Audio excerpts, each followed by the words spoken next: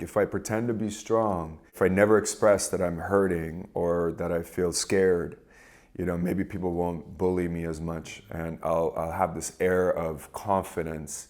Been a movie star, made a bunch of money, like all these things, but where is the fulfillment at? What men really need, from my perspective, is a spiritual practice that we do by ourselves or with our partner. That's what's lacking. Our spiritual practice right now is porn or watching UFC or sports or just working out, and again, like, you can do those things, but if you don't have a spiritual practice where you connect with the divine, you connect with the part of you that is forever, and that is love, and that is strength, and that is true power, not projected power, but true power, which means that you can sit with yourself, you can trust yourself, you can be a trustable man towards yourself, towards other men, towards women.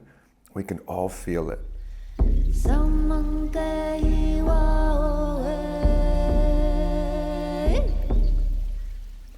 Welcome to the Max Hug podcast. Today a very special episode with my brother Johann Urb, and this is the first episode in the new talent studio. I feel blessed to have you here as my first podcast guest. Johann is a teacher, a creator of the Pyramid Breath method. He trains people as facilitators. He helps men to awaken themselves and their relationship. And he's also teaching the Tantra of Life course for conscious couples together with his wife, Rachel Pringle. Welcome. Thank you so much, brother. It's an honor and a joy to be here. And it's amazing that we're in Estonia. Yes, at the same time. I know, this is so crazy. I love your new pad too. This is beautiful. And we have a gorgeous day, which is also a rarity. So I feel like there's a lot of things that are aligning perfectly for today's podcast. The stars really align to make this happen right here, right now. Yeah. So yesterday I was also reading into your Wikipedia article. It says Johann Urb is an Estonian American actor, model, producer. Should someone update that? Probably. Yeah, I don't really pay attention to those things, but yeah, probably it would be good to update that thing. That someone could be you. Maybe if they allow me. So I met you 2.5 years ago. I looked it up. My ex-partner Alexandra and I, we did the Tantra of Life course with you and Rachel. And following up on that, I joined the Pyramid Breath men's container for men only, where we work together. And I found both of these courses very transformative, helping to awaken, heal myself and my relationships. So I find you are sharing powerful medicine with the world, and I hope we can share some of that energy and that medicine today. Thank you, brother, so much for that. I'm so glad that you guys joined and you joined, and that we've gotten to deepen, and that you are familiar with the things that I'm passionate about sharing, and everything that I teach and Rachel and I teach is from lived experience. And I think that that's really where we find value in teaching, not theory, but a lived experience, right? And so for you guys also, I would really invite you guys, as you choose your teachers in the world, to make sure that you are learning from someone who's actually practicing what they preach versus just preaching something, know? And so it's a joy to be here and dive in today. Wonderful. You have a very interesting life story. I would like to start introducing yourself. How did Johann Urb become Johann Urb? How did you end up here today? Right. Well, it's a bit of a story, but I'll try to condense it. We have time, and I love the details of it. Yeah. So I was born in Estonia, actually, in this city where we're in right now, Tallinn, and there was Soviet Union, 1977, and I had a very interesting childhood because my mom and dad came from very sort of different backgrounds. My dad is a bit of a legend in Estonia, one of the biggest sort of playboys of all time, first of all, still is.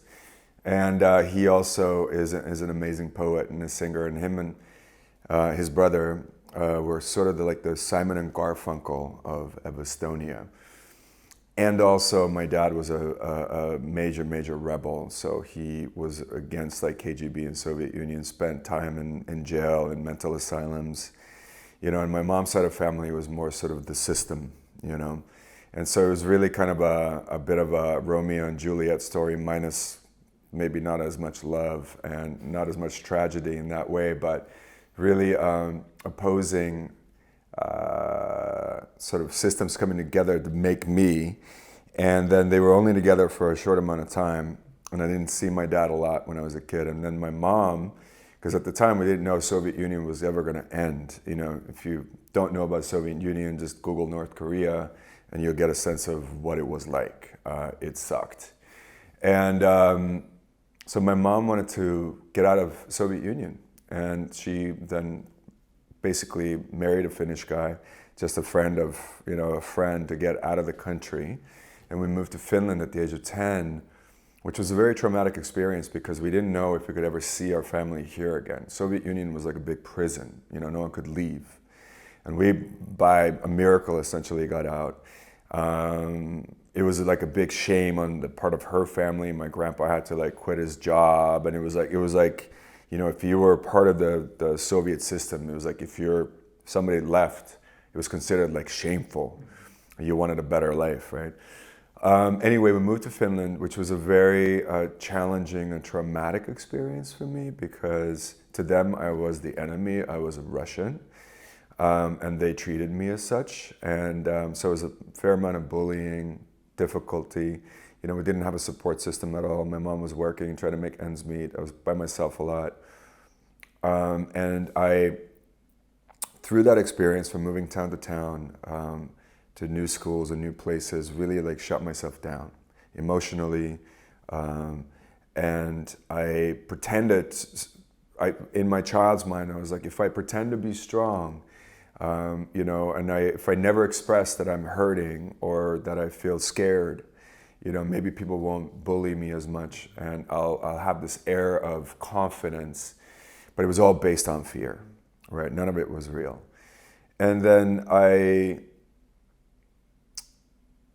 basically why I'm telling the story is because that really informed so much the rest of my life was how to later on, begin to realize that was my program and then begin to open myself up and peel those layers off, let the walls down, let love in, right? Learn how to express myself. But that was like way in the distance. And when I was 16, I went to visit my dad. My dad and uncle had escaped Soviet Union, and they were on the lists of Amnesty International, so they actually got political asylum in the States. And so I went to visit my dad in the States when I was 16, and it was an incredible experience. For the first time in my life, I felt like I was home. I was somewhere where I belonged. And it was LA and Topanga, and where I ended up living for many years later on in my life. And I also had a big awakening with, I'd already started meditating at the age of 14, had an out-of-body experience at the age of 15 as a way to cope with my depression that I was experiencing in Finland. And then when I was visiting my dad in the States, I got to do a solo mushroom ritual on top of the mountain at the age of 16, double hero dose. Mm-hmm. If you guys have ever done that, you know what that's like. But basically, you forget who you are and you remember who you really are, which is your spirit, and that you are forever, and that you are so much more than you thought you ever were. And it was a real moment of me of remembering in this lifetime that I am spirit, and I'm not just my story. I'm not just my trauma. I'm not just, this little scared boy from Estonia and Finland, right? And it really just opened up this whole other inner landscape of awareness and connection with the divine. And it really helped me with my depression and gave me a lot of direction. And so when I come back from that trip to Finland, every night I pray. And I'm like, divine, I'm not supposed to be here. I'm supposed to be over there. Like, help me make it happen. And while I was in the States also, and this is how the modeling story started, I grew up a very awkward teenager, like, long limbs and tits basically. And like I was one of those boys who have like big boobs always, but like my body was almost like a girl body, like skinny legs and wide hips and like very, very awkward. So nobody ever thought I was good looking. The last person, was me. So when I was in the States, my dad's friends were like, your son's like pretty handsome. You should like consider modeling or something, And I just thought it was the biggest joke. I was like, that's hilarious. Like, ha ha ha. But when I came back to Finland, I told my mom about it. I was like, so funny over there. People thought I was like good looking, And she was like, listen, we were really like poor. We didn't have a lot of money. My weekly allowance at 15, 16 was like $1 or maybe $2. So it was not a ton of money. And she was like, maybe if you start doing this job, you'll be able to make enough money to buy yourself a ticket back to the States. And I was literally like like in a cartoon, like a light bulb just went off in my head. And I was first modeling agency I could find. I called them, went there, they took me on, and I pretty much immediately started working. Made way more money than I'd ever seen in my life, and then went back to the States when I was 17. And then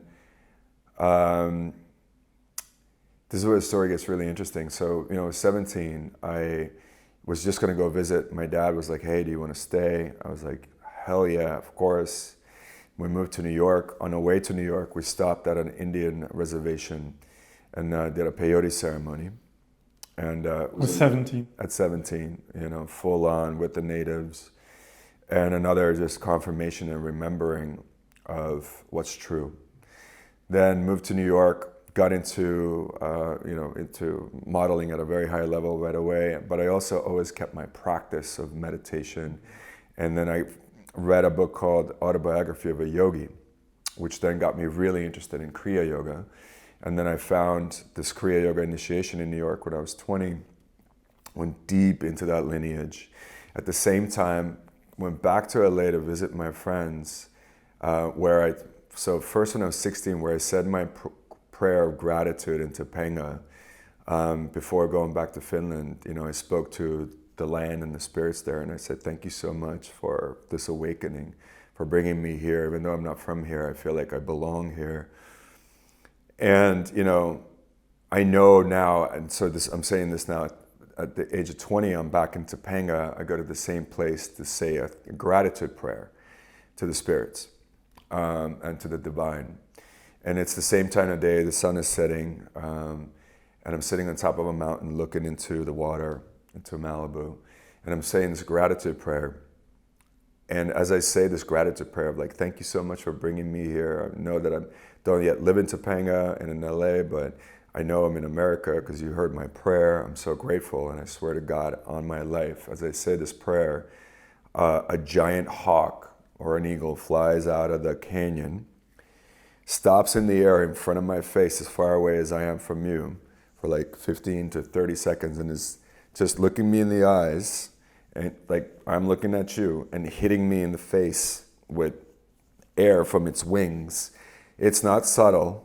It's not like, oh, a bird just like, ooh, circles or whatever. Like literally stops in front of my face and is hitting me, it just staring me in the eyes and flies away. And that was one of those pivotal moments in my life where I realized prayer works. The invisible world is real. There's so much that we can't comprehend with our normal like 5 senses that is available for us. Why aren't these tools taught more widely? Why aren't more people aware of this stuff? And even though it took me another, 20 years basically to begin really teaching this stuff, it really showed me that there's this area of life where there's so much to gain from. And I went deeper and deeper and deeper into that world. And at one time had a 5 to 6 hour practice a day, where I was doing an hour of Kriya in the morning, hour of Kriya at night, I was doing almost 3 hours of Ashtanga in the middle, and then also like mantra practice basically continuously throughout the day. And it just changed my life so much and brought so much value and awareness. And in time, that also, you know, the thing that was birthed through me that I now teach, the pyramid breath method. And so, yeah, so it's a long way to sort of describe how I got here today, but that's why I'm here today, is because I finally feel like I'm doing what I was put on this earth to do, which is to share with people how to make your life better, how to bring that awareness in a way that is practical, that is fun, that is joyous, that is how to create your life as a ritual. Instead of life happening to you, how do you happen to life? How do you become that blessing, that gift that we so desire to experience and take responsibility for creating it? And not, again, doesn't mean that life now is like monastic and you're an ascetic or you're not having fun. No. Like you get to have your cake and eat it too. Like literally the best of both worlds. How to live from that place, how to create that, how to become a permission slip, an invitation for other people to do the same. Wonderful. Thank you for sharing that. Yeah. I found it so interesting that you had these otherworldly dimension, spirit, plant medicine experiences that early in your life.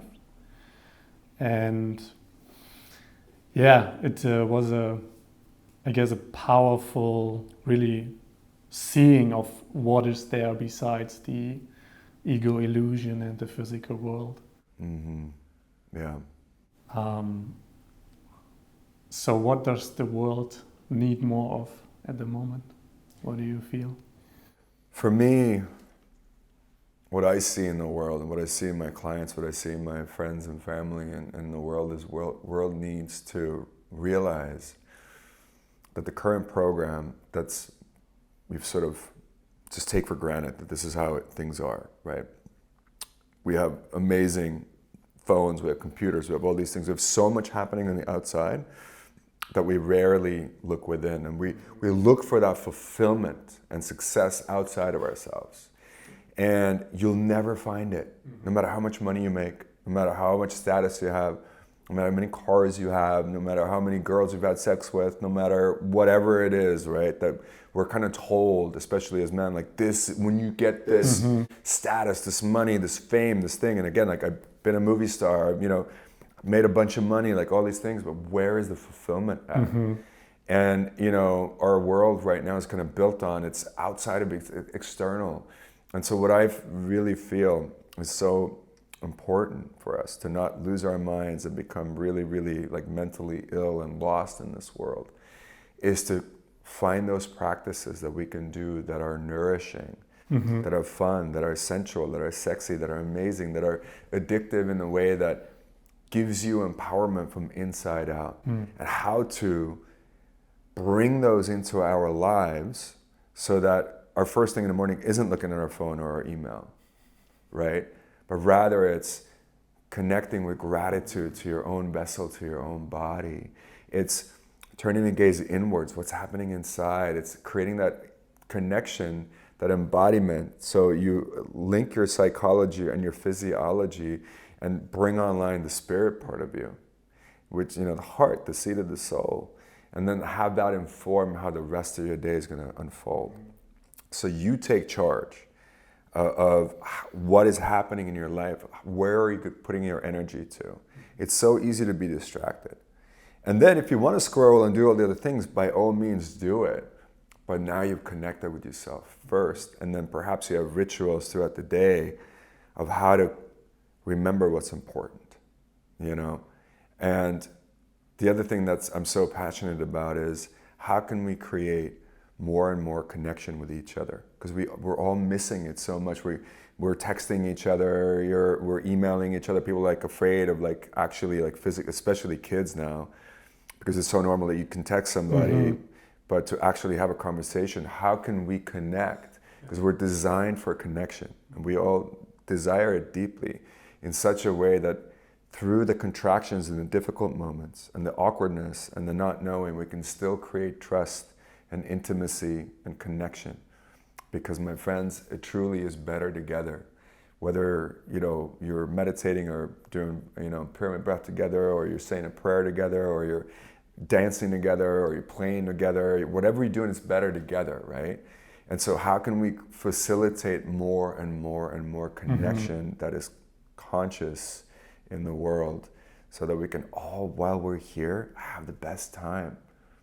That's what I think is really missing and sort of in the big picture, and what I'm really passionate about bringing into being.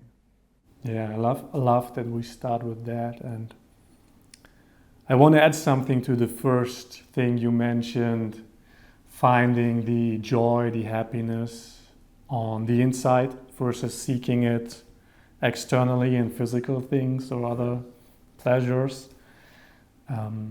This is such a deep spiritual teaching in so many traditions. And I come from a Buddhist background, and I learned it there. Mm-hmm. And for me, last year, roughly 1 year ago, when I had my first ayahuasca ceremony, I had this feeling of infinite love and joy. And I felt like this child in an infinitely big candy store that could eat all the candies in the world at the same time. And I realized I don't have to experience a plant medicine for this. There's this infinite love and joy inside of me. And during that time, really, during the ceremony, I realized it's completely whole. I cannot add any more to it. It doesn't matter which cars or which woman or which lifestyle I have. I cannot add anything more to this infinite love and joy that's inside of me. That is so whole. And through my meditation practice then following, I awakened into this, what Jeffrey Martin calls location 3, which is basically a feeling of the universal divine love that is always there. And yes, this is really, it's so amazing that you just mentioned that, because this is why I'm doing this podcast right now. I want to share this. I want to help people awaken to this and wake up to what's always there. You just have to connect to it and realize we have all these bullshit stories in our egos that tell us you need a bigger car, you need a bigger mansion, you need to make more money. In the end, is sitting down with a friend, having an amazing conversation, not the best thing ever, Yeah, it's the program is so, it's so deep, and also the good thing is humans, well, it's a good thing and a bad thing, like everything is, right? It has two sides, but we're so suggestible, right? So it's like we are constantly creating stories, and unfortunately, we have a 5-to-1 negativity bias, that's built in from our caveman days. Where's the danger? Where's the danger? And so we're very easily influenced. And so it's really, really important, again, that we realize that we are the ones that are creating all the stories. And we are being influenced, but we are still the ones that create it. And so really taking back the authority, the sovereignty, and going I can create a more empowering story. Because what it comes down to, and this is what we talked about in the course too, is you decide, is this good or bad? Mm-hmm. Is this empowering, disempowering? Whatever happens, whether you break a leg or whether you have a breakup or whether you win a bunch of money or something else happens, we are the ones that decide whether it's good or bad. But even good or bad, I like to think of things as, is this empowering and disempowering? Is this thought that I'm having right now empowering or disempowering? Yeah. How can I make meaning out of life? Because we are the ones that make the meaning that is empowering. And when that is my go-to program, what's the blessing in this? Mm-hmm. Man, my crypto, it's in the toilet. What's the blessing in this, right? What can I learn from this? What can I gain from this? How can I go more towards love and understanding and compassion instead of more towards fear and despair? And when we have that program in place and that we continuously choose it, because that's, again, it's a choice that we make, man, life just becomes so epic through the dips and the highs and the lows and the, expansions. You're still living from an empowered place and from a place of gratitude and awareness. And you're not at effect, you are the event that constantly occurs, So, yeah. I remember in the Tantra of Life course, you shared this practice that the way you speak with your partner is like, hey, partner, I'm making up this story right now. Maybe you can share a bit about that. Yeah, I so wished I would have, known this stuff at a younger age, but at the same time, trusting fully that the journey and the challenges, and I struggled a lot with relationships and intimacy, like a lot. And I definitely feel bad for my partners who, I put through some very difficult moments because I was so unaware. I was so closed. I was so unaware. And intimacy it felt like death to me. And I would be so open during sex, right? In sex, I'd be right there with you, like, you get 110% of me. And as soon as the sex is done, I'm like, whoa, they want to cuddle or something. I'd be like, get away from me. Like, what are you doing? And it was so jarring for people. So this way of relating, what we now call co-devotional relating or co-devotional communication, is a way to speak to whatever is occurring inside of you. And usually, again, we forget that everything is subjective, right? It's a subjective experience. This is how I see it, but we assume by default that everyone else sees it the same way and makes the same meaning. And that's where most of the trouble comes from. Because we just go like, this is what happened. And you're like, no, that's not what happened. Like, no, what are you talking about? This is what happened. No, man, I'm right, you're wrong. No, I'm right, you're wrong. And so learning to speak to what's occurring inside of us in a way where you can say, hey, my friend, a part of me is really contracted right now. And I'm witnessing a part of me create a story that you don't like me right now. Or the way that you just left the room in a huff, that you are mad at me. And the saying, is a part of you mad at me? Or are you witnessing a part of you like contracted right now? Can you share what happened from your experience? And now we're just comparing stories, right? No one's right, no one's wrong, which means that our nervous system, that usually is in fight or flight or freeze, gets to just actually not do that. And the blood can stay in our higher brain, in our prefrontal cortex, where we can actually think, instead of like in our limbs, or like, and that's the way to communicate through those difficult moments. And it doesn't even need to be like a big deal, but something happens and we contract. And if we don't know how to speak to it, the contraction just lives there. And again, we can try to think it away, but the body is 95% of us. And if the body's contracted, your body can feel it. And you'll be like, what's going on? I'm like, nothing. That was my usual response. People will be like, what's going on with you? I'm like, nothing. What's going on with you? And I would just not be able to say like, yeah, I feel fear, or I feel angry, or I feel frustrated. I just pretend like I was cool as a cucumber. And what does that do? No trust, no intimacy. And then manipulation, because then I'm trying to make you believe that this is actually not happening. You're making it up. And I lived my life like that for way too long. It's exhausting. It's exhausting. When you met Rachel, at what stage were you with that communication skill? When I met Rachel, I was at a place, I would say emotionally, first of all, I was at a place where I could already, and I was 36. I'm 46 now. And I could see the patterns that I was repeating, right? I could see that I wasn't able to create something that was sustainable, that I was attracting people with traumas that I would be able to fix or whatever, so the focus would be on them. As soon as the focus turned on me, I'd be like, whoa, whoa, whoa, whoa, whoa, right? And so I didn't have I had some sort of skill set and tool set, I would think, in how to, an awareness maybe of that I was creating these patterns. So I was able to take more responsibility and not just point fingers at other people.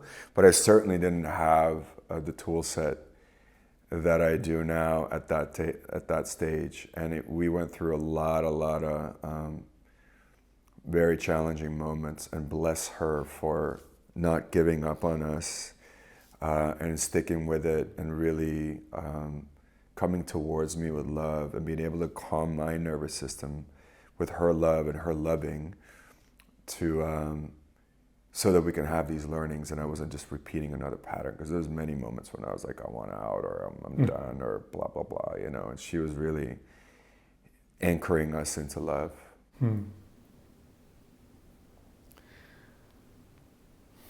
What do you feel men, especially men, need at this time, in this space right now in the world? What need men to learn, to evolve to? What do we need right now? Yeah. What men really need, from my perspective, is a spiritual practice.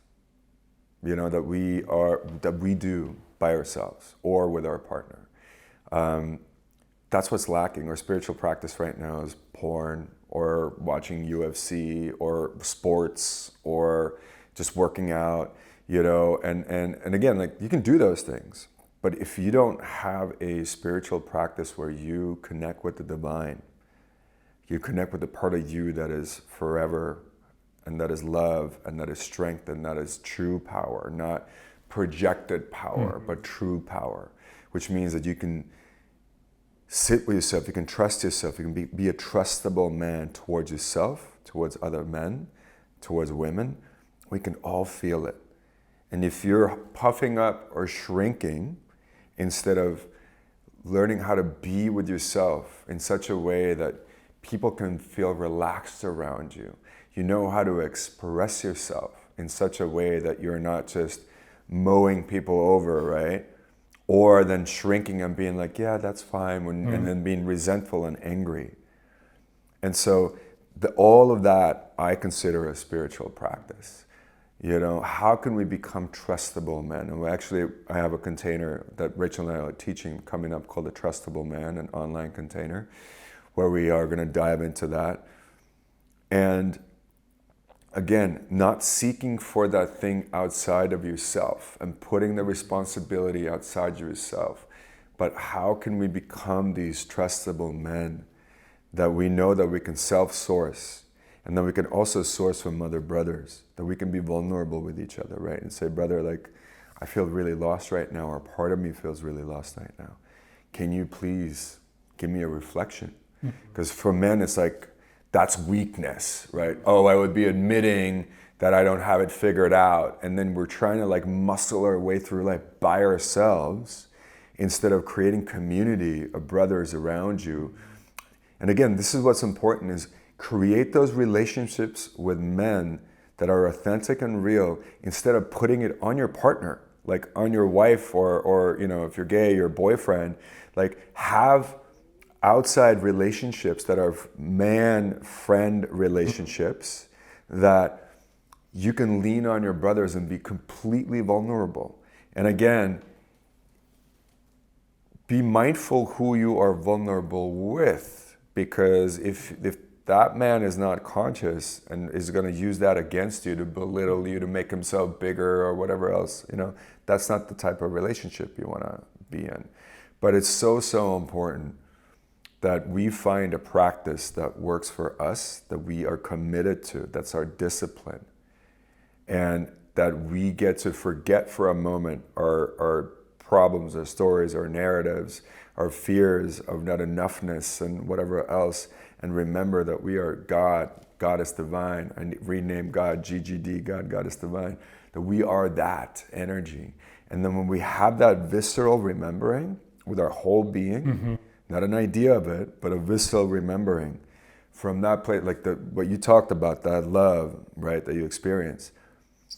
then we can begin to operate from that place and make much different decisions and choices and take much different actions in creating our life, because it's not based out of fear, it's based out of love. Trustable Man sounds very interesting.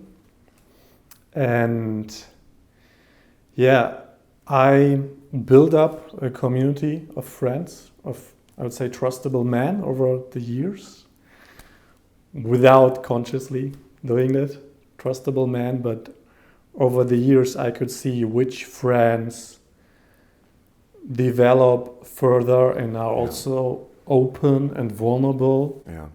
And it's really something that I started to notice consciously in 2019 at the Fit for Service Mastermind of Aubrey Marcus, where I was in a container with 150 people, a lot of men, and man, so many Johanns, so many ripped, beautiful, strong men, including Carl Kingsbury, UFC fighter. Other people with black belts in MMA's sports, but they were kind, they were vulnerable, they were open, they were really strong men, because they were physically strong, but also emotionally, spiritually open to share. And that was really the first time in 2019 where I realized, oh, this is a real strong man, not just the buffed up, closed ego, closed heart person. And for me, it was very helpful to have this circle of trustable man friends around me recently, when a lot of things unfolded in my life. The separation from my ex-partner, the quitting of my job, moving to different places. I felt really held and loved and supported, and so blessed really that I have these friends that I could just openly share how my heart feels, what's going on, how inner parts of me feel, because they weren't feeling all like, oh wow, this is amazing, you're breaking everything up from the old world, let's move to the new world, to this new dimension. There was trauma and grief and sadness in between in the whole evolution process of that. So it's really an important piece, I think, in a man's life to have that circle. 1000%. And you know, I've facilitated courses around Tantra and stuff around, and held men in a container, and so many men say that I don't have any friends that I can talk to about my feelings, about Tantra, about these inner practices. You know, usually it's like, yeah, my wife has like a ton of friends, right, that she can talk to, or my partner. But the conversations I have with guys is like sports, beers, and sex is like so surface, you know. And then like, and there isn't physical closeness either, right? There's this thing of like, what are you, fucking gay? Like, don't hug me. Yeah, bro, you know. And it's like, and it's so, I'm so sad for these brothers out there, because we need that closeness. We need to be able to hug another man, and instead of like hugging like a stiff board. And I can always tell from a guy when I give a man a hug and it's like, I'm like, oh, you got some work to do, brother, you know. Can you melt into another brother and just feel their body? You know, and that's why jiu-jitsu is so amazing, right? Like, you have to do that, and you can't be stiff. You have to be able to roll on the ground and be like a cat instead of like a board. Oh, you get tapped out like that. And so it's so important to have those relationships. It's so healing when another man, for example, gives me a massage, right? And especially if it's a brother that it's not just a masseur or somebody, but like a brother that I love and I appreciate, who has got great hands. And to be able to surrender to another man's healing love and touch is so profound and so powerful, and like it goes so deep. And you know, Aubrey Marcus also, he's great. I love his book, Own the Day, Own Your Life. Another brother in Estonia who's also such a strong dude and has an incredible journey. He wrote a book, The End is the Beginning. His name is Trofimov. If you guys haven't read the book, highly recommend it. These are stories of, very masculine men and how stuck they were in these worlds where it's all about just achieving, and there's no real fulfillment and depth, and then to see that you can be a very masculine, strong, powerful guy and become even more masculine, even more strong, but now you're balanced and open, and it's now you become a trustable man versus just an achiever who's trying to always like get something or prove himself or show how strong he is. If you're a trustable man, you don't need to show anything. People will just know it. And again, it really comes back to, what does your spiritual practice looks like? What does your daily, habit stack look like? What are you doing every day? And make it a habit so it happens basically by itself, and it's part of you, your makeup is that you are committed to connecting with that part of yourself and enhancing that part of yourself in order to create more love, more connection, more fulfillment, more joy, more trustability, more sensuality and sacred sexuality in the world. Mm-hmm. And I was just listening recently to David Dater's book again, The Way of the Superior Man, and also Intimate Communion. And he says there are these 3 stages of a man and of a relationship. And I feel it's also important to share that there's the yin practice, maybe the yoga or the meditation, but there's still the yang needed for a man to be balanced and strong and trustable. So David Dater says, don't get stuck in the second stage of being a spiritual spineless wimp, but still be a man grounded in presence and also have some strengths. So that seems to be important, I feel, to mention, to get the message across. 1000%. I think that if a man doesn't feel, for example, that he knows how to protect himself, right? You're going to be like extra nice so you don't try to create, stuff. Martial arts, whether it's jiu-jitsu. I mean, my favorite's Krav Maga. It's very to the point. You learn how to properly defend yourself. I did that for 7 years, and through knowing some of these practices, you can feel so relaxed because you know that if a situation arises, you're going to feel fear, of course, but also you trained your body and your instincts to know that you can meet the moment, right? And so you don't live in a constant fear of, oh my God, if something happens, somebody walks up to me, somebody bumps into me, that I either have to puff up or shrink, but rather you can stay relaxed and meet the moment. And most of the time when you are from that state, you don't get into fights because you don't have anything to prove. But then if you ever need to, you also know how to go about it in a way that is efficient and quick. But it completely changes the way that you relate to the world. And similarly, when he talks about like live as if your father is dead, right? Like we have these authority figures that we've placed above ourselves, and as a little boy, like dad is God, or mom is God, and or goddess. And so it's so important again to level the playing field and take responsibility and stop catering to these outside ideas of how I should live and begin to live now, because no next day is guaranteed. And we live as if we have forever, and we don't.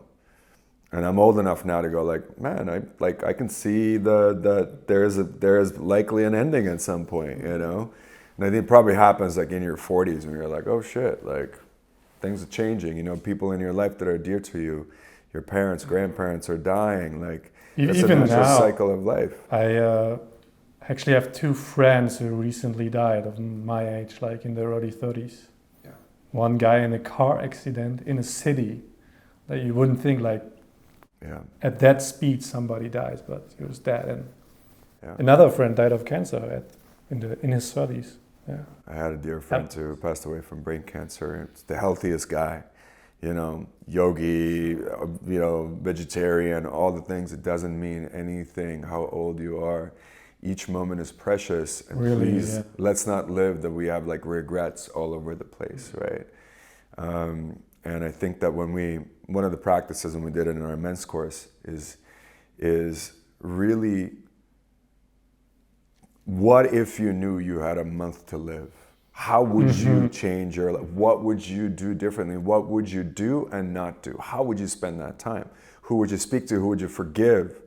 Would you forgive yourself for some stuff, you know?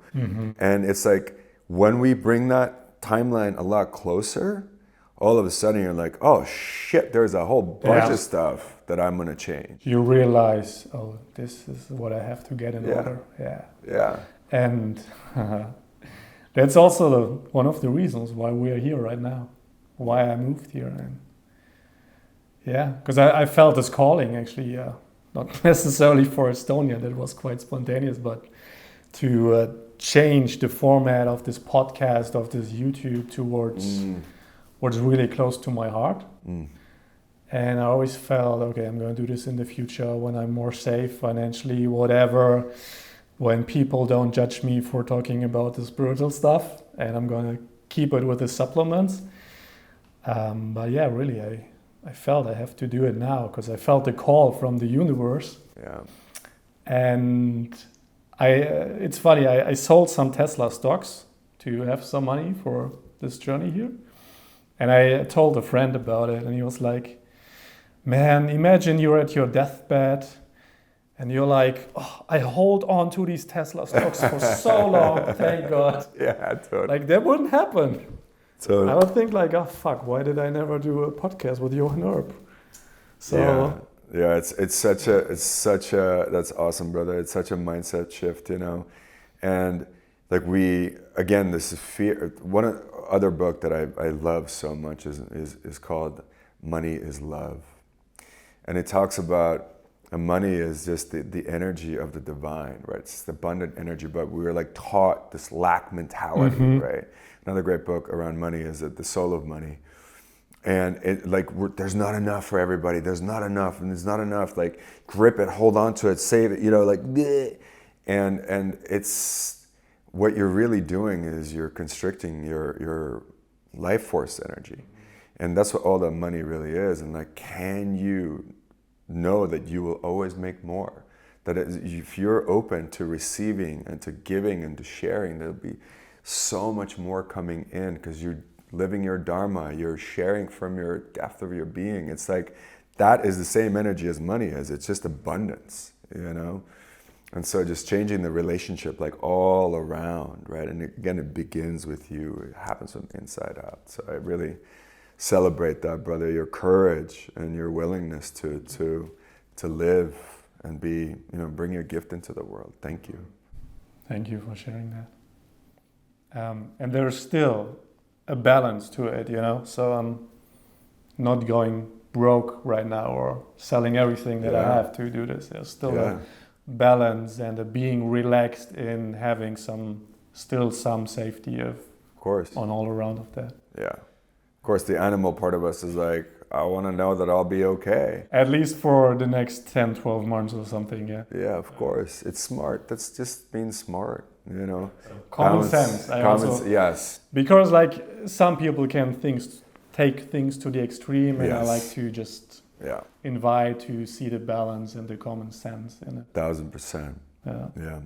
Unless you're making a donation to the Johann Urb Foundation, then yes, all your money. Thank you. No, I'm just kidding. Yeah. So we talked about practices a lot. Are there any practices you have in mind? One or two practices you see a lot of men should start today? Yeah. For me, there are a few that I do daily that I think that, you know, could be applied right away and have the biggest impact. For me, it's like, what are the practices that are fun to do, that are slightly scary to do? You know, so you have also, because guys like a challenge, right? And that don't take a lot of time and are very effective. As you know, I love the pyramid breath method because it has all those elements. It's something that you can do in a short amount of time. It's a little bit scary. It requires of you to get free, to not hold back, to express yourself, to let your anger, sadness, whatever you're feeling, acknowledge it first of all, that it's inside of me, and then to release it and make an offering to the fire. So, which really means that you acknowledge that you have this energy that you've been ignoring or you've been scared of or blocking, and then release it so that it can become energy for creation, and then use your mind, your imagination, to begin to create with it. So you're not just trying to get rid of stuff, but rather you're owning that you're so powerful, you have so much energy, it's all here for you. But instead of being at the effect of like, oh, this doesn't feel good, thank you for all this pain, thank you for all this contraction, thank you for all this sadness and fear. It's just energy for me to now use and alchemize towards creating more love, more abundance, more wealth, more joy, more connection, right? That's one practice I think every man should start doing right away. Second practice for me is gratitude. Without fail, every single day, first thing in the morning, I begin with a gratitude practice that I also shared in the men's course, right? And I think maybe even Tantra of Life. And just giving gratitude to my knee or to my heart or to my brain or to my arm. Because again, what we are doing is we're linking our psychology with our physiology. The body's always present, right? We talk about presence, presence, presence. What does that mean? Literally means being present in this moment. So linking our psychology with our physiology allows us to become present to the gift that this moment presents for us, what's available for us, right? And the other thing that I do every single day, whether it's by myself, mostly with Rachel, because we're together all the time, is speaking my gratitude out loud. I'm so grateful today is such a beautiful day. I'm so grateful that I have a roof over my head. I'm so grateful for this beautiful vessel. I'm so grateful that I'm living my dharma. I'm so grateful that tomorrow is even better than today. I'm so grateful. And then, also beginning to future create, right? And there's a version of this also where we can go into the future and do future gratitude for things that haven't technically even happened yet. So you're setting this quantum bridge to creation. And then your nervous system relaxes because it's like, oh, we've already created this. All we got to do is just go towards it. It's already there. And magic happens. And I would say another thing with gratitude is, sometimes we can be more like, oh, it's this thing that I do by myself, but also appreciating your partner, appreciating your family, appreciating your coworker, appreciating other people, because what you appreciate appreciates. And so it creates, we all want to be acknowledged. We all want to feel like we're important. And when we acknowledge another person, which in Estonia, for example, can be really scary, right? It's not part of the culture, like, oh, what do you want? Why are you saying this? And again, we're changing the culture. We are the change. But when we can say to someone, and they can feel it, we're not just saying the words, and it's so important that this isn't just you're saying, I'm so grateful that today is a great day. I'm so grateful that I have a job. I'm so grateful for my partner. It's very different. I'm so grateful that today is a great day. I'm so grateful for my partner. I'm so grateful. Really feel it. Feeling it in your body. And when you say it like that to another person, I'm so grateful that you just did the dishes. Thank you. I'm so grateful for this incredibly delicious coffee. Thank you. This water, thank you, right? We're communicating constantly, and this is how our energy opens up and how we learn to trust this flow of infinite abundance. And gratitude is just that. Gratitude is infinite abundance flowing from us and through us. And then when we begin to circle it, it gets even more and more and more, right? And so those are the practices that I do every day without fail. Another thing that I think that folks can derive a lot of value from is journaling. Because when we put stuff down on paper and we, again, allow whatever comes through to come through instead of editing it, we can see a lot of the things that are really wanting to come out but don't know how. Same with pyramid breath, we even take the critical thinker out of the way and then we just allow things to come out as sound and as a movement. But the emotion can flow. And for most men, that's a no-go zone.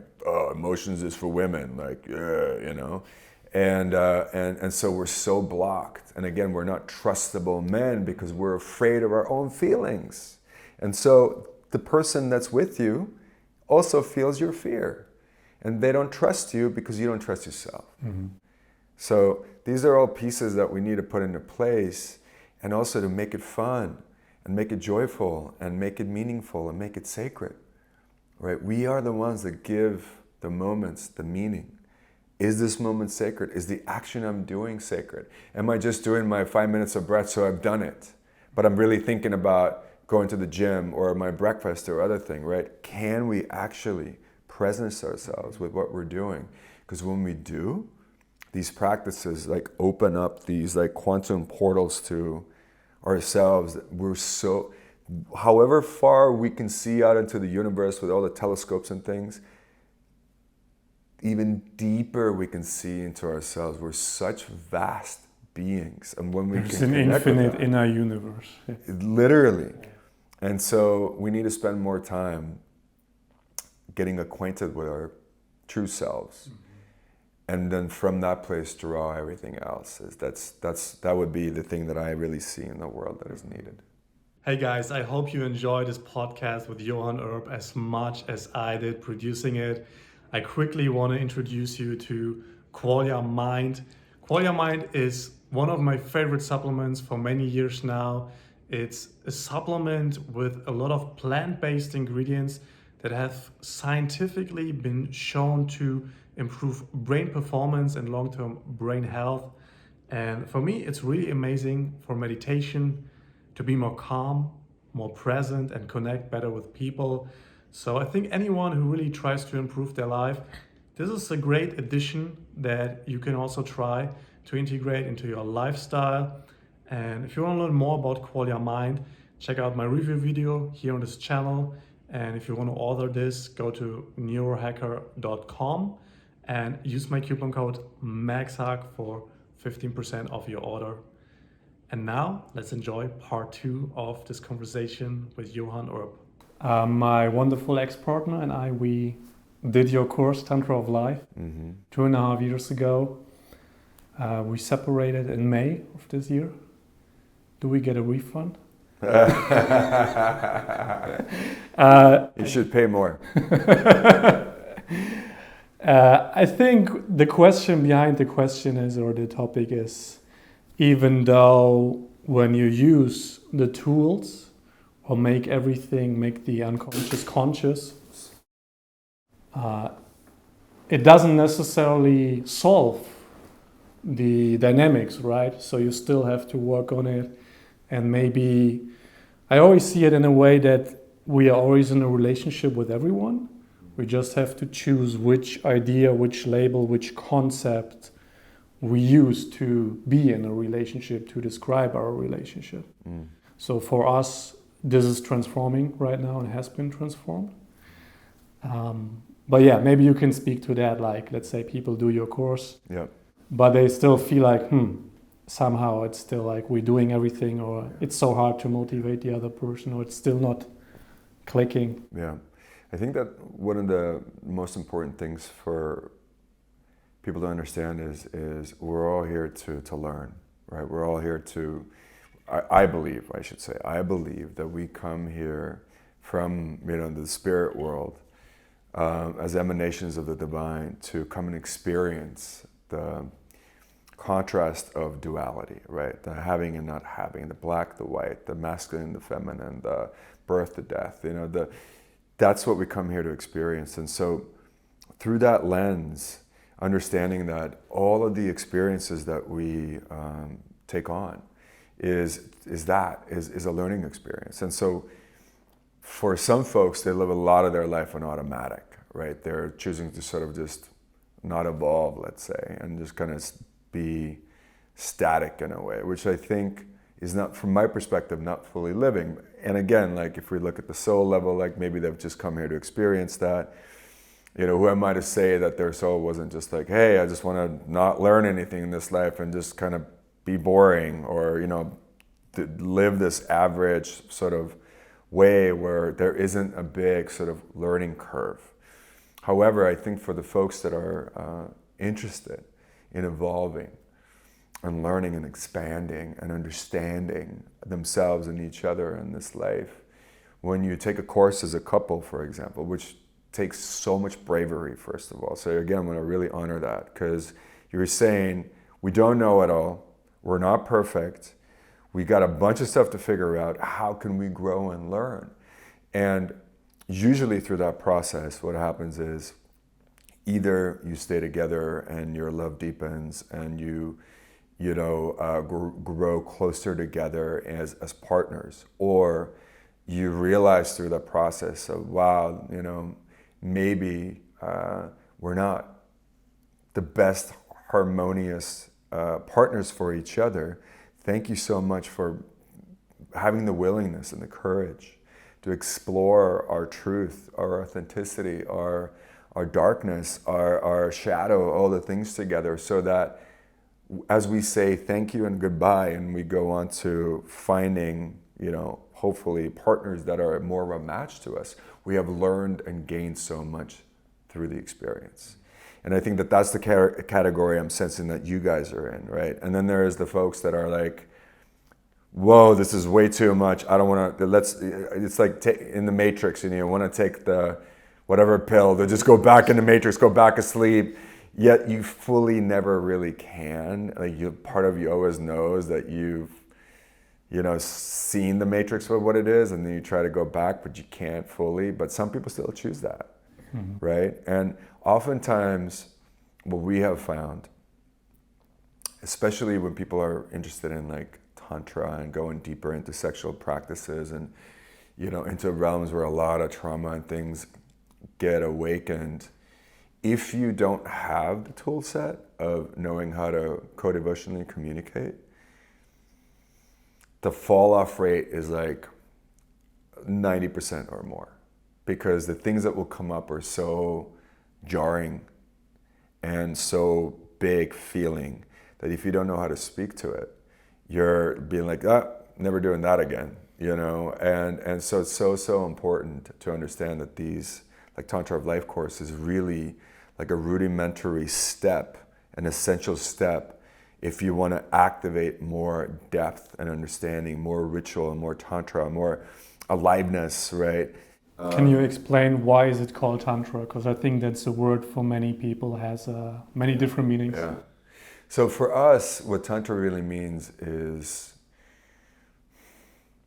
connection, right? So you can bring in all aspects of yourself as a alchemization process, so that you are embodied in your light and your dark in a responsible way. So Tantra of Life for us is, how can I fully become aware of all parts of myself, not be afraid of any part of myself, not be afraid of my shadow or some deep desires, or how can I not just live in shame, right? But how can I bring awareness to all parts of myself, learn how to alchemize that, how to love myself, and how to become a trustable man and a woman, or they, them, whatever you consider yourself to be, a being. And so that I can, because you cannot have light without the dark. You cannot have one without the other. Like, it's intricately linked, right? How can I live from that place with awareness and with joy and excitement, so I can always bring more and more aliveness to my life? How can I learn to expand and learn how to rest in this new place, and then expand and rest again, so I don't contract back into the lowest common denominator and try to just like live in the safe zone, right? That's what Tantra of Life is about. And sexuality is an aspect of it, right? Sensuality, embodiment, awareness, obviously learning more and more tools, but really it's like how, instead of just digging a lot of shallow holes and learning all this cerebral information, how can you put it into practice? How can you live from that place? And we don't delve deep into sexual practices because I feel like that's an advanced step. Doesn't mean that don't explore it, but if you don't have the skill set on how to communicate first, I think your chances of succeeding in that realm are dismal.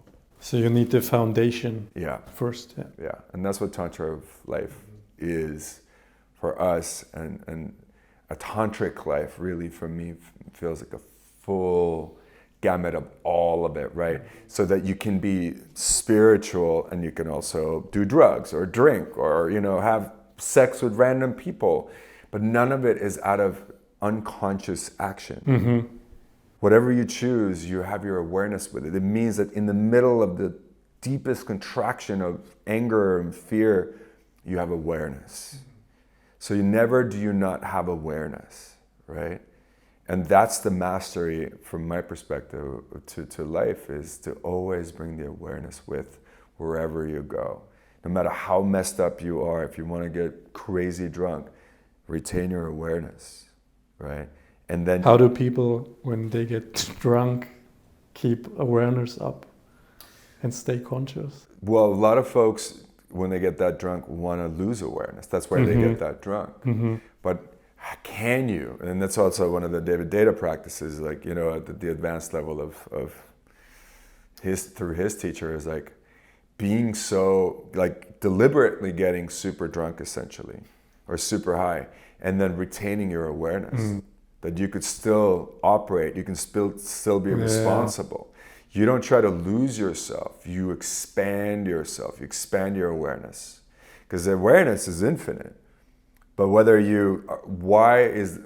are you doing what you are doing? Are you doing it to avoid, to try to escape? Or are you doing it to expand your mastery? It's a very different approach to the same thing. It reminds me of spiritual masters who are in meditation using certain substances that are psychedelically active, and they try to just stay completely clear in their awareness. Right. And keep the meditation practice there. Yeah, I think it's just challenging ourselves, right? Because then our awareness grows. And we realize that we have so much more, we're capable of so much more than what we thought previously. And so when those challenges arise, whether it's in martial arts, when you're, in a cage with another man, or, whatever else, it's like, instead of going to that animal that's just on instinct, the awareness that you're still playful, you can still roll with it, and that's when it becomes this beautiful dance, And that's with everything in life, when you're making love, or you're just, the lizard brain fuck monkey, like Jamie Real likes to say, which I love that saying. Yeah, I love that too, the fuck monkey. Yeah, or are you learning how to utilize, because the energy is so powerful, if you know how to harness that energy, magic begins to happen. And why not embrace the magic? And why not? So that's what Tantra for me is for me. Coming back to the Tantra of Life course, how do people integrate this as best as possible? And what do you see, so to speak, the couples that really transform their relationship versus the ones that maybe don't expand that much? Yeah, it's all about practice makes progress, right? If you're learning something, you read a book, or you do a course, or you go to a retreat, and if that stays there, and you don't bring it into your life and make it into a practice, make it part of your life, then nothing's really happened. I mean, Jim Kwik, who's an amazing memory guy and brain guy, talks about that we forget 80% of what we've learned, new information, within 72 hours. So the key really is, are you making it a priority? So you bring these, we have clients, we laugh about this, they're like, couples especially, is like, we were teaching them co-devotional communication, and they're like, this is awesome. And then they only try to use it when they're in the middle of the biggest fight. Yeah. That, okay, let's, and if it's not part of your vocabulary, like day-to-day life, if you haven't practiced it before, it's like you go into a martial arts competition and that's when you're learning how to fight. You're gonna get beat up, right? It's like, the whole point is you go and you practice so that when the situation arises, you have a level of mastery and understanding in it. Because again, in a conflict, you're going into your animal lizard brain, and if that is not part of your automation, it's likely just going out the window. So that's the key to becoming more masterful in your life. Again, is practice makes progress. Not perfect, progress.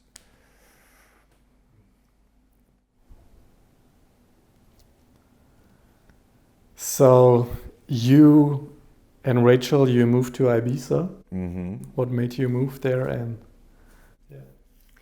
we've been looking for another spot for some years. Topanga for us was it felt like a nest where we birthed the Pyramid Breath Method, co-devotional communication, where we have such profound community and, people coming to us all the time. But it also felt like we were in a nest. And there was a time where it felt like Topanga and the spirit of that land that brought us there to cultivate and create these practices was like, hey, it's time for you to leave the nest. It's time for you to go and spread your magic. The world needs this medicine. Like the bubble here is so small. Like you need to get out there and share it now. And so, you're like, really? And then you kind of like, you're like a bird, like a little baby bird. It was like, can I fly? And you're like, oh shit, I got wings. That's right, I can. Oh, actually, wow, look at this. And then like, oh, look at all these magical people and things. And so we were looking for, we went to Mexico, we went to Costa Rica, we went to Portugal, we went to Italy, we went to Greece, went to Turkey. Like, we're like, we need sunshine. We're like, okay, it has to be sunny. And we were looking for a place to land as our next iteration. Ibiza was not even on our, nowhere in our mind. And then a dear friend of ours moved there, and she was like, you guys are already in Europe, come stay with me, come check it out. It's amazing. We're like, all right, let's go. And then we got there, and she lives up in the north of the island.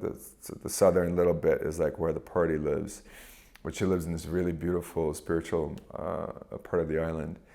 And we got there, and as we do every day, we do our practice. And so we're down, we say our intentions, and we start a pyramid breath practice. And as we're doing our practice, the spirit of the island, it's a she speaks to me like I'm speaking to you, essentially, and without me knowing, at the same time speaking to Rachel, saying, you need to be here. This is where you need to be. And so I'm like, okay, wow, okay. And then, we're done with our practice, and then we're sharing about our practice. And I was like, it was so crazy. Like the spirit of the island, it felt like, came to me and said, like, you need to be here. And Rachel's like, whoa. I had the exact same thing happen first day, right? Us being there. And then basically we were like, okay, that's interesting. And then we stayed there for 10 days, every day, felt the same. And then next year we're like, let's go back and spend more time. Went back for a month and a half, very similar experience. And then the next year we just moved. We're like, all right, let's trust this. And then the magic that's been unfolding there is unbelievable. Where we landed in a house that we'd never even seen. We just rented it out for 2 years without seeing it, literally, just in pictures. Turns out it used to be an Osho ashram. So it's like, in our home in LA is basically an ashram. And so we went from one ashram to another ashram. There were people that have lived on the island for like years, like, can't find a home. You guys landed in an Osho ashram? Like, what? But I felt like the island really guided us, right? We have like tons of land and like 20 different fruit trees. And for our next level of creating and also like really grounding, and hosting retreats and all the things, it's just magic. And we're like, can see the sea from our window, and nothing around us, just we hear the wind and the trees and the animals, and like every part of our nervous system feels so relaxed. And every time we practice, it's like, like, ah! So we know we're in the right place. Yeah. Wonderful. Yeah. Now you guys are some months in Estonia, and what is like one thing that you love in each of the countries, in the US, in Spain, Ibiza, and here in Estonia? was like one unique thing that you really love about each of those cultures that you find is very specific to these places? Man, there's so many things. I'll try to pick one, but I mean, I love America. I love Spain. I love Estonia. You know, I would say that one of the greatest things about the States is usually people's minds are really open. And again, the states that I've lived in, right? So it's like California, New York, and Florida. It's like people are, well, again, it depends. We're getting into politics here, and you know, they're also very closed-minded people. But really, there's this can-do attitude in America towards business, towards you can create anything. You know, you can go from being a little Johann in Soviet Union and Finland, very poor. You can become a movie star. You can become, you know, a leader, a spiritual teacher. You can become a millionaire. Like, there's like people, and it happens there, right? Because people know that that's possible, and there's this frequency that and because of it, as we talked about this before, everything is energy, you know. And when you believe it's possible, it's possible. And that's what I love about America. There's this feeling you can achieve anything there. And obviously for me, Topanga and the States, it was one of my biggest spiritual awakenings, and cultivated the practices that we now share with the world there as well. What I love about Estonia is I remember what Estonia used to be, and to see what it's now become. It's such a massive shift in consciousness and awareness in food culture, and how people are so open because it's such a small country. Change can happen so rapidly here. And here too, people, I feel like, are building more and more towards the can-do attitude. Like the fact that Mind Valley is based out of here now, right? I mean, just that alone, you know, we just did 3 weeks of Mind Valley University, and all these incredible people come, and like from all over the world, and suddenly Estonia is on the map. And I feel like rapid change is possible here, which is really exciting. And people, especially younger people, are like, yeah, like, let's do this. This is amazing. The festivals that we taught at as well, like, people are so open and such a yes to learning. So there isn't a lot of dogma, you know. Also, Estonia doesn't have a deep, like, religious background. So, because in Soviet Union, you couldn't have religion.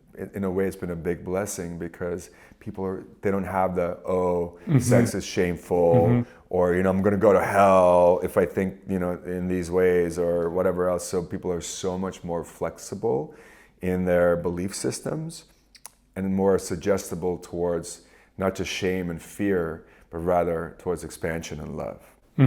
It's interesting you mentioned that. Kaylee Kaikkonen mentioned that in an episode I recorded earlier in Tallinn. And she said that, I think only 20% or so of people claim to be religious here, but 80% of people have a best friend tree that they like to hug regularly. And people are generally very open to the spirit, the land, the truths of other dimensions, really. Yeah. Well, there's a legend, just a quick story, that when Christianity was sort of taking over Europe, a lot of the Druids and a lot of sort of people that were more, you know, aligned with nature, whether they're witches or wizards or warlocks or whatever, kept moving to get away from, you know, getting your head chopped off by the Christians. And Estonia held out like 100 years after almost every other, because Russia was being taken over, and then, you know, Norway, Sweden, Finland, and then from the south you had, you know, through Germany, Poland, coming up. And so there was like one of the last footholds of this natural spirituality, where it wasn't just about, you know, bowing down to the church. And again, I think Christianity, original form, like, was so mystical, but then, you know, power structures over, you know, the last 2,000 years has gotten pretty convoluted from my perspective. So it's a very, very special place, basically, is the point of the story. And then going to Ibiza, going to Spain, Ibiza is one of those places where you feel immediately at home. You feel that you belong there, or at least we do. And there's this spiritual community. It's been like a pirate island, a, you know, special, different island for a long, long time. It's a very interesting history with neat as well, and sort of goddess worship, and that goes back a long time. And it seems to be one of those places in the world where magic and miracles happen like on a regular basis, you know. And you have to have a very grounded practice, because it's very easy to just get really like ethereal there.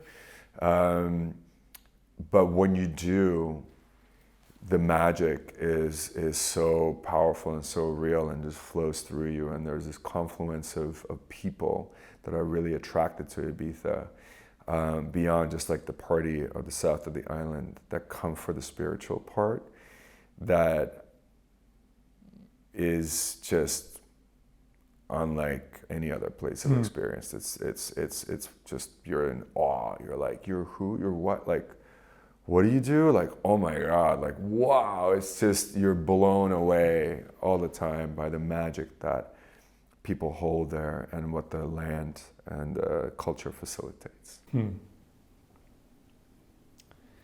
What I want to share about Estonia, it's a story I shared with you last week.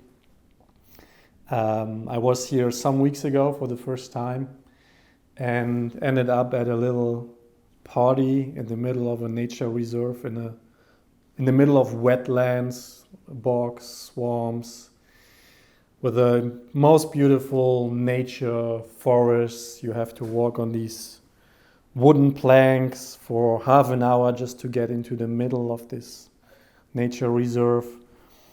A beautiful sunny day, and I was with some of my Estonian friends that I know and a lot of friends of friends that I didn't know.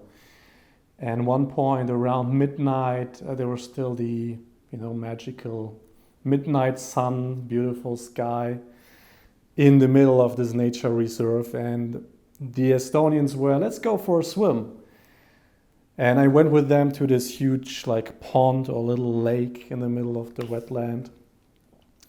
And suddenly everybody was naked, like within seconds. Everybody was just pure naked. And I noticed this moment inside of me where I was like, ooh, there are concepts in my head right now that I just evaporate immediately. Like, I'm seeing my male friends naked, I'm seeing my female friends naked, who are the partners of my male friends, and so many concepts around, oh, you can only be naked with your sexual partner. Wouldn't the men be envious that I see their women naked? If I'm getting naked, everybody is looking at me. All these thoughts came up, and it happened all like in some seconds. I got naked as well. Realized, well, if everybody's naked, it seems like the most normal thing in the world. Yeah. To go for a swim with your friends. And that happened on another occasion at the beach too, similar thing. And I just realized how free and how not just normal it is, which is the most normal thing for Estonians, to be naked with their friends and go for a swim. That's what I felt was very special to me. Even though coming from Germany and Switzerland, there are also like places you go in naked in the lake or in the sauna, but here I've really felt the freedom that people have around being naked. Yeah. And I love that here. Yeah, we grow up, a lot of us grow up naked in the sauna with each other. You see since you're a little boy or girl, you see your grandma, grandpa, mom, dad, cousins, friends, and we don't go like just women and just men. It's like everyone's together. And so it becomes this non-sexual space, a non-sexualized space. And I think also like sexual crime in Estonia is very low, because what you described was, again, sort of the fight or flight, right? You're like, oh my God, like, yikes, like what's happening right now, because it's so not part of our culture in a lot of the world. And here, as well as Finland, a bunch of other places, I would say Sweden probably as well, it's so part of the culture, it's so normal. And because of it, I think everyone is more empowered around it. So you don't feel this like fear around your body. And like you described, even for me, having lived elsewhere, when I come back here, I can be at first like, yikes, like, is it normal? And we were just teaching at this festival, and people had their kids with them and everything. And in the sauna, like people you've never known, we're like teachers as well, everyone's just naked. And they're not like, oh my God, you're my teacher, like how are you naked in the sauna? It's just normal. And it's so beautiful because it takes away the shame, takes away those disempowering narratives, and it takes away another layer of fear that's between us and allows for more connection. And also, I feel like it really does something to our mind in a way where sexual space is separate from just being naked, and it's like, you can't really hide when you're naked. There's something about like you'd want to like be stiff or weird, but like if you're fully relaxed when you're naked, you feel very exposed and very vulnerable. But if you can relax into it, it's the most natural state there is. It's just so beautiful. Yeah. And how much freedom that creates between people. When you're like, oh, I've seen you naked, like, not a big deal, like, whatever. Yeah.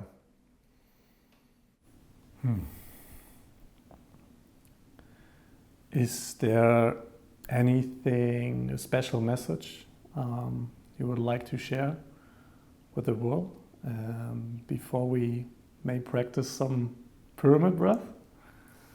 My special message would be, life is short, and it's precious, and it's sacred, and it's beautiful, and especially when we make it so. And it's up to you, my friends, to make it so. Not to make it short, but to make it sacred, make it special, make it beautiful. Stop waiting for an outside source to create that for you, but realize that it's in your power, in your wheelhouse to create it for yourself. And when you create it for yourself, you also give other people permission to do the same. And that's the paradise that we have been, waiting for and looking for. It's not somewhere else. It doesn't happen at a later time. It's here now. And we are the creators of it from inside out. And so whether it's pyramid breath, whether it's just gratitude, whether it's another practice of meditation, what we spoke about here, there are so many practices that are available for us, especially in today's world, that we can do that are embodied. And I invite you to do an embodied practice. So it's not just cerebral, but whether maybe just going to an ecstatic dance of 5 rhythms, or just dance by yourself or with a friend. How to be in the body, how to activate the wisdom that is within us, and how to live from that place. That would be my invitation for you. And if you want to find me, there'll be links and my wife, and right here. I really, really believe it's better together. And I share these tools that I use myself and that we use, and the practices are all from a place of lived experience. They work, they're fun, they're simple, they're addictive in the best possible way, and they're edgy in the best possible way. And everything is possible when we put our minds to it. So join us in creating a better world for all beings. Thank you. Wonderful. Do you want to share pyramid breath with us? I would love to. Before I do, I'm going to talk about safety a little bit. We'll just do a short practice today. However, if you can, I invite you to sit on the floor. If you are sitting in a chair, that's fine too, but just know that you can get a little bit dizzy. If you can sit sort of Japanese style, Seiza style on the floor, where you're sitting kind of like this, right? And you put a pillow here between your legs, that's ideal. And otherwise, if you're seated in a chair, if you can come to at the edge of the chair more, because what we want to do is we want to be able to activate our spine. Now, when we do our breath holds in, when our arms go up and we hold the breath full, and especially when the chin goes up, you might feel a bit dizzy. I'm going to say you're going to feel dizzy. there's an element here that is really important. I don't want you to fall over, hit your head on the floor, and like bloody yourself, but rather play with this edge where the point of that moment is that you get to forget your identity and story and narrative for a moment and get to expand into a larger part of who you are, which is divine love. So a little bit less is better in the beginning, especially if you're seated in a chair, than a little bit more, because you can always go deeper, but if you lose consciousness and awareness, then you might hurt yourself. So please be mindful.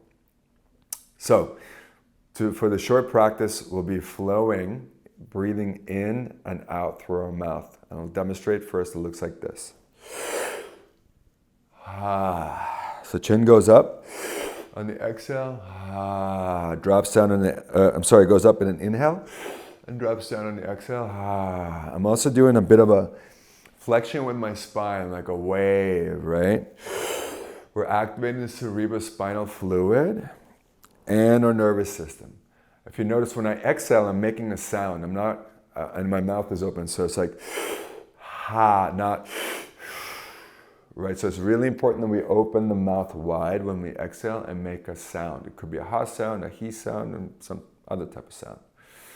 Now, we'll be taking two different type of breath holds. One is when we bring our arms up, hold the breath full, we add a big smile to our face, and we take our awareness to the heart center.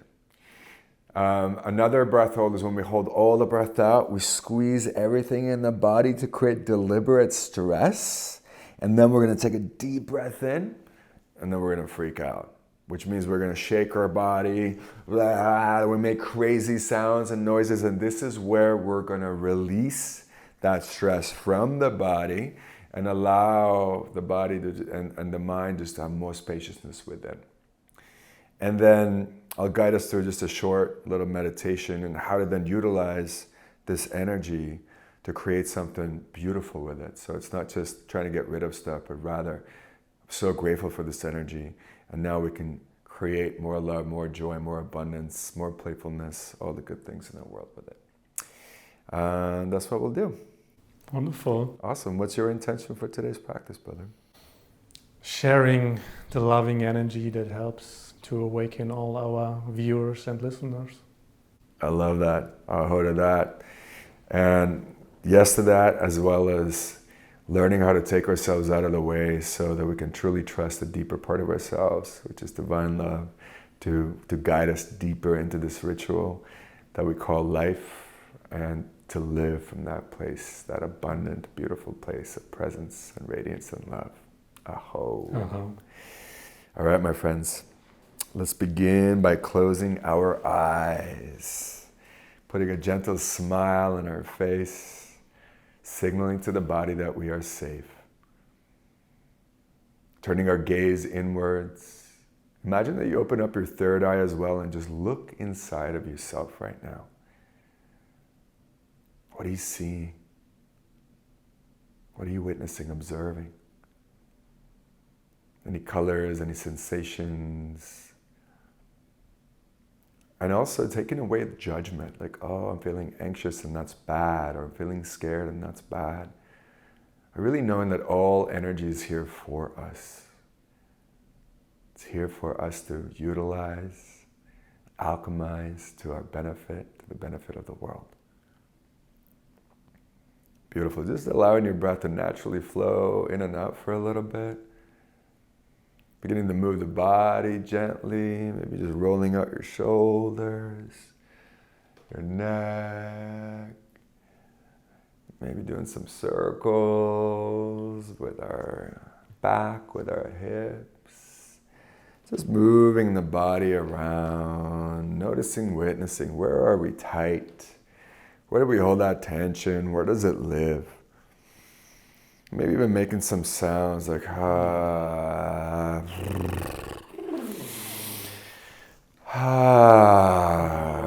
nice. As you keep moving like this and breathing naturally, take your awareness in front of you. So keeping the eyes closed, but take your awareness in front of you, noticing and witnessing there a fire transformation. Looks like a bonfire or a center of the universe swirling. This fire is here for us as our guide to make an offering into all those energies that are disempowering, those beliefs that are disempowering. And this fire is going to help us transform, transmute these energies into love. Already exchanging energy with this fire. Can you feel the warmth? Can you feel the invitation? Can you smell it, taste it? Activating our senses here. Keep those eyes closed. Take your awareness above you. Right above your head is an infinite field of liquid love. Beautiful, sparkling. And opening up the crown now. Beginning to receive this liquid love as it flows down. Again, it's infinite. So you can never drink too much of this love. Feel this liquid love pouring through the crown of the head, through the middle of the head, through your throat, into the heart. Taste it, smell it, hear it, feel it. Below us is an infinite ocean of liquid love, opening up the pelvic floor now. Opening up the yoni, the pony, to receive this upward spiral of this love through the belly, through the back, through the solar plexus, into the heart. So these two rivers of love from above and below meeting at the heart. Let's take a deep breath in together, hold it full, bring your arms up. Chin is up, big smile on the face here. Hold the breath full, hold it full. Take your awareness to the heart center. Noticing these two rivers coming together and awakening the heart. As we exhale, drop the arms, beautiful. Yeah, feel that aliveness coursing through the body and being. One more deep breath in, hold it full. Big smile on the face, awareness to the heart center, arms are up. If it's in your practice, activate your yoni and pony, touch the tongue to the roof of the mouth at the same time. Awareness to the heart center, expanding, expanding, expanding, and exhaling. Nice, guys. Swallowing, wetting the throat. Follow my rhythm. Let's breathe in and out through the mouth. Let's go.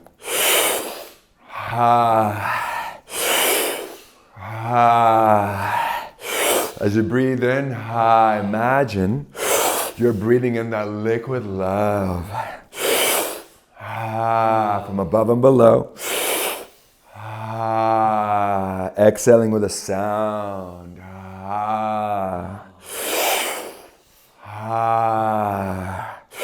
Oxygenating our cells. Alkalizing the body. Feel free to blow out your lips when you exhale. Open up your jaw wide.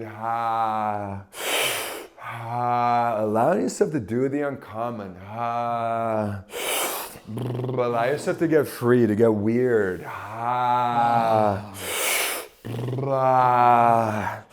3 more breaths. 2.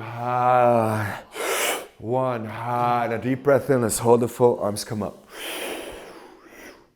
Big smile on the face, drawing up from your pelvic floor muscles. Draw up. Touch the tongue to the roof of the mouth at the same time. Hold the breath full. Take your awareness to the heart center. Expanding, expanding, expanding. Feel that expansion a little bit more here. Exhaling. Just taking a moment here. Can you feel your body buzzing already with energy, with aliveness? Next round, in through the nose, out through the mouth. Let's go. Just like the first round, but now you're breathing in through the nose, out through the mouth.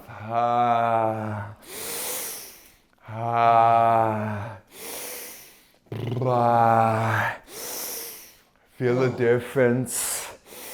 More embodiment, more sensuality. We have an erectile tissue in our nose. Drawing up from the pelvic floor as we breathe in. Beginning to feel our emotions deeper now. As you keep breathing, where does that contraction live, that fear live in your body? that anger, that sadness. Breathe into it. Ha. Activate it. Ha. Invite it to come and play with us. Ha. What's a belief that you have been holding? I'm not good enough. I'm not smart enough. I'm not rich enough. I'm not young enough. I'm not old enough. I'm not beautiful enough. Ah, breathe into it. Activate it. Feel yourself. Ah, filling with courage and love to fully feel your feelings, to embrace them, to thank them. Ah, and get ready to make an offering of them to the fire transformation in front of us. In a moment, not yet, but in a moment, we'll speed the breath up, in and out through the mouth, and really build up our courage. Let's do that now.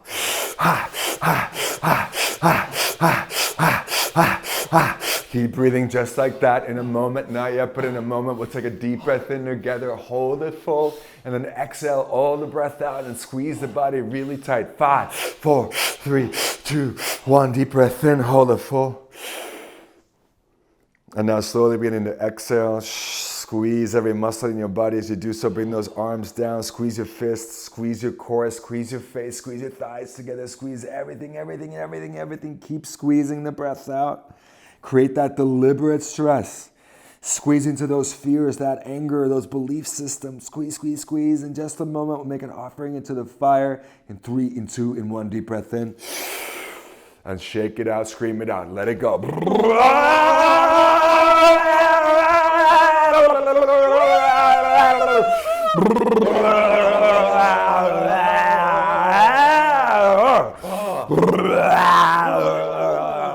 Allow yourself to just freak out, to cry, to laugh, to mourn, whatever wants to come, just let it all out.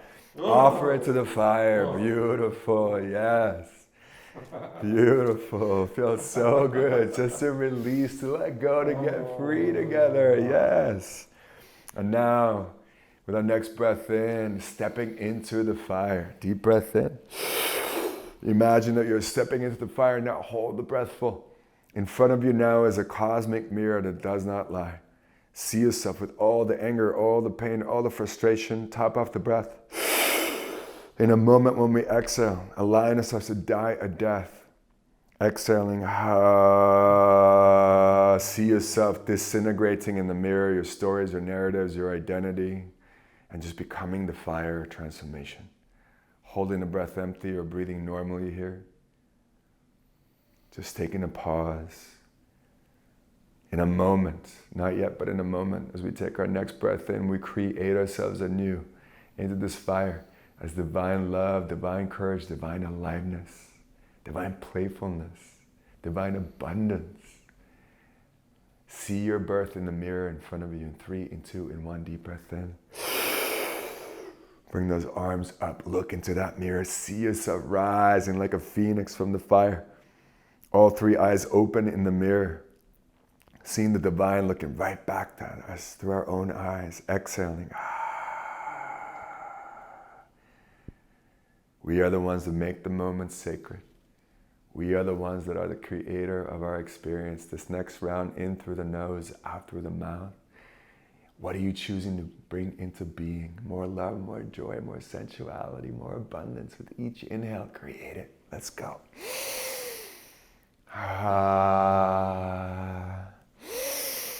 What does it sound like now? As we allow ourselves to feel good, to feel expressed, to feel pleasure, to feel love, to feel courageous, confident, playful.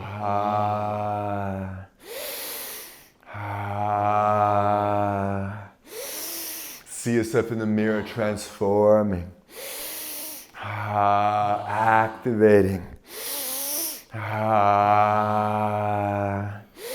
Can you allow yourself to feel that orgasmic blissfulness of being alive right now? That gratitude.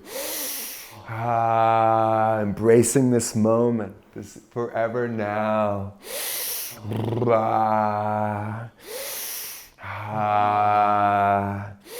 In a moment, we'll take a deep breath in together, hold it full.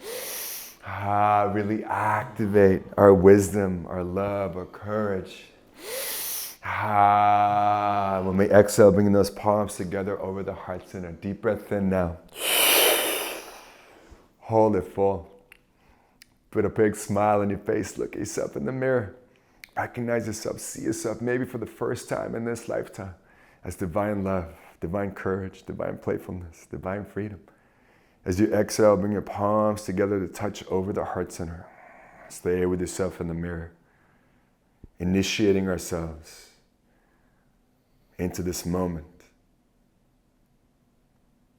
Stay with yourself in the mirror, maybe even seeing our ancestors to our left, future generations to our right, seeing our guides with us, all honoring this moment, feeling so supported, so guided.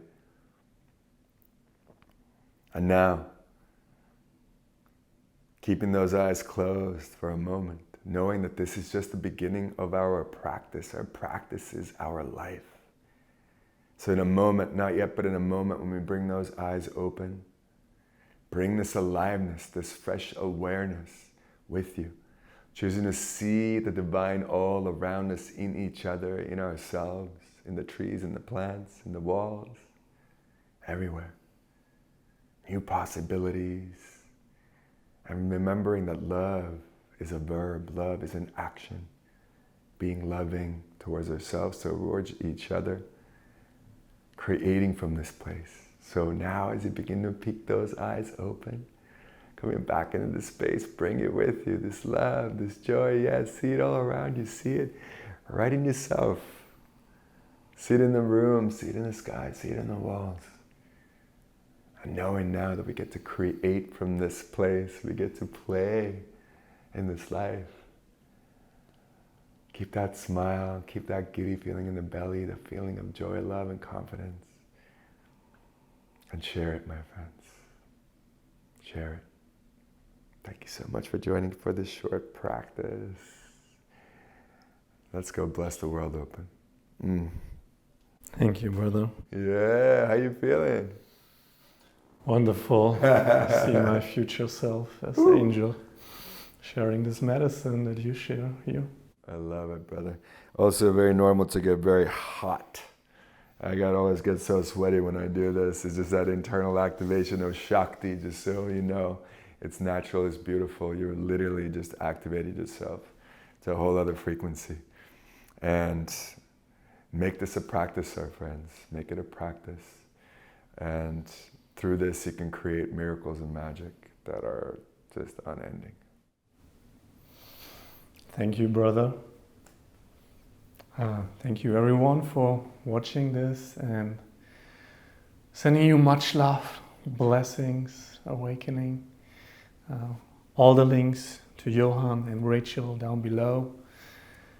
Make sure to like and subscribe if you haven't already. And sending you much love from Estonia. Yeah. So much love, guys. Thank you so much for your time. And I look forward to connecting further.